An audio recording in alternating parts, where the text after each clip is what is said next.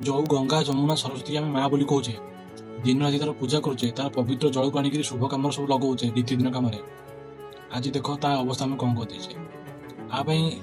कौन सरकार दायी नुह कि कौन मुस्लिम मैंने दायी नुह या केवल जब दायी ताले केवल हिंदू धर्म लोक मैंने आम मैंने आम निजर फायदा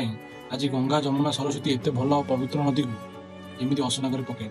जो मनीष तो मनीष जदि गोटे पशु भी